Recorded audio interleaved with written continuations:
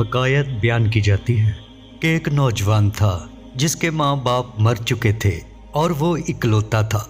उसकी एक खूबसूरत बीवी थी जो नहायत सलीकाशार और अक्लमंद खातून थी। नौजवान उसके हुस्न पर कुर्बान हुआ रहता। नौजवान को अपनी बीवी से एक पल की जुदाई भी गवारा न थी। उसका बाप काफ़ी मालो दौलत उसके लिए छोड़कर मरा था, इसलिए वो फारिग घर में पड़ा रहता। एक रोज़ उसकी बीवी ने कहा, आप कोई पेशा इख्तियार कीजिए, ये दौलत आखिर कब तक साथ देगी? एक रोज़ आएगा कि ये ख़त्म हो जाएगी, फिर गुजारा कैसे होगा? नौजवान ने कहा, जिसकी इस कदर खूबसूरत और जवान बीवी हो और तन्हा भी हो, वो कैसे उसे छोड़कर जा सकता है? लड़की ने कहा, क्या दुनिया का यही चलन है? अगर औरत घर में तन्हा हो तो मर्द काम काज को ना निकले। तुम तो अनोखी बात कर रहे हो। बीवी के समझाने पर वो नौजवान राजी हुआ। उसने कुछ रकम अपने साथ ली, एक खादमा का अपनी बीवी के लिए इंतजाम किया और अपने चचा के पास जाने का इरादा किया जो किसी दूसरे शहर में कारोबार करता था। उसका ख्याल था कि वो मुझे कोई कारोबार शुरू करवा देगा। एक रोज़ वो अपनी बीवी से रुखसत लेकर रोती हुई आंखों के साथ रवाना हो गया। जब 1 साल का वक्त गुजर चुका तो बीवी बहुत परेशान थी, क्योंकि उसकी कोई खैर खबर न थी कि उसका शौहर किस हाल में है। नौजवान लड़की थी। रात को तन्हाई में उसकी हसरतें जाग पड़ती। वो खुद को बड़ी मुश्किल से संभाल रही थी। एक रात शैतान ने उसके दिल में वसवसे डाले कि तू जवान है, खूबसूरत भी है, कोई भी मर्द तेरी ख्वाहिश पूरी करने को तैयार हो जाएगा। वो इन वसवसों से लड़ती रही, लेकिन आखिरकार वो अपनी जज्बाती ख्वाहिश के हाथों हार गई। उसके मोहल्ले में एक औरत रहती थी जो कोहबा खाना चलाती थी। उस लड़की ने अपनी खादमा को एक रात उसे अपने पास लाने को कहा। वो खादमा उस बूढ़ी औरत के पास गई और उसका पैगाम दिया। वो बूढ़ी औरत अपने काम में बहुत माहिर थी। फौरन समझ गई कि मुझे किस गर्ज से बुलाया गया है। जब बूढ़ी औरत उस लड़की के पास पहुंची तो उसने नहायत राजदारी से कहा, मैं तुझे इस काम की कीमत दूंगी, बस तुम किसी ऐसे मर्द का इंतजाम करो जो तवाना हो, मर्दानगी से भरपूर भी हो और सबसे बढ़कर ये कि राजदारी कायम रख सके।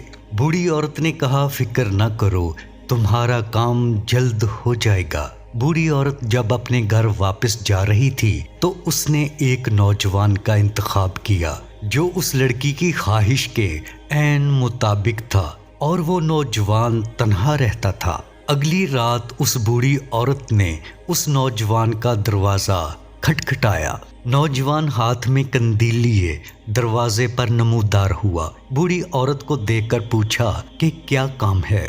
बूढ़ी औरत ने कहा कि अंदर बैठकर बात करते हैं। जब दोनों अंदर बैठ गए तो औरत ने अपनी गर्ज बयान की और लड़की के हुस्न और जमाल की वो तस्वीर खींची कि वो नौजवान फौरन तैयार हो गया।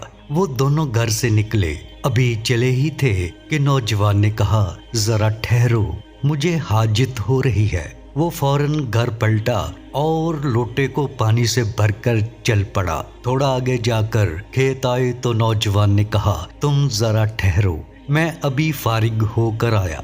नौजवान फारिग होकर उठा तो रात अंधेरी थी। ठोकर लगी, लोटा हाथ से छूटा और गिरकर टूट गया।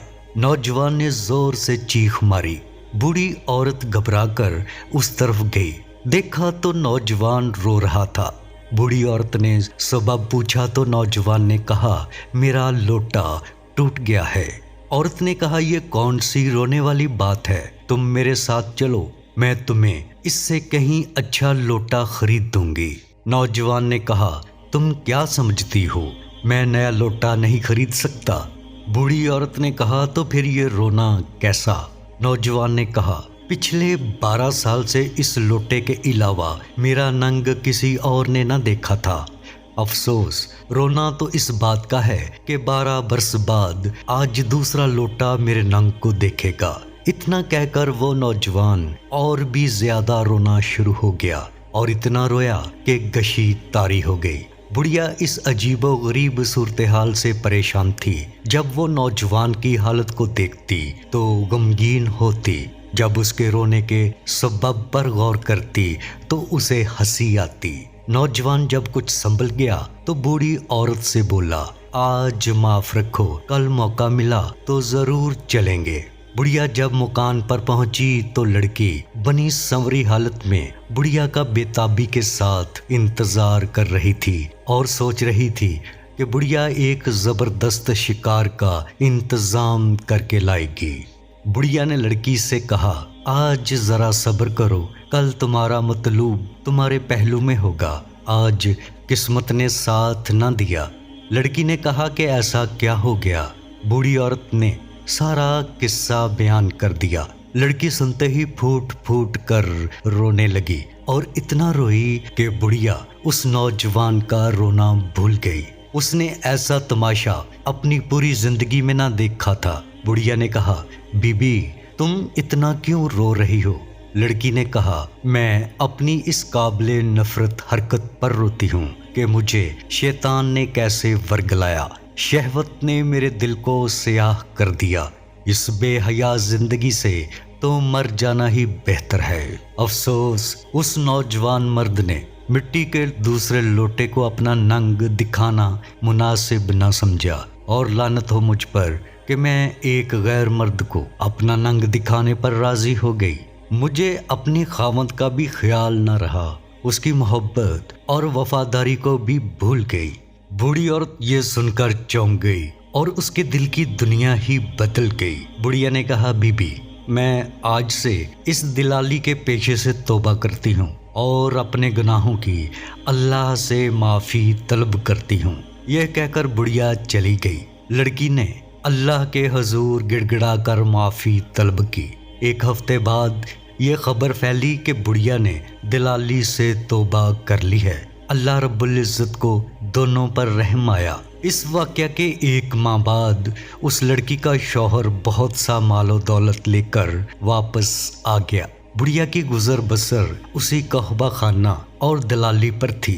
ادھر جب اس نے اللہ سے توبہ کی تھی تو اللہ کریم نے اس کا انتظام یوں کیا کہ اسے ملازمہ کی صورت میں اس لڑکی کے گھر پہنچا دیا اور باقی زندگی اس بڑھیا نے وہیں گزار دی۔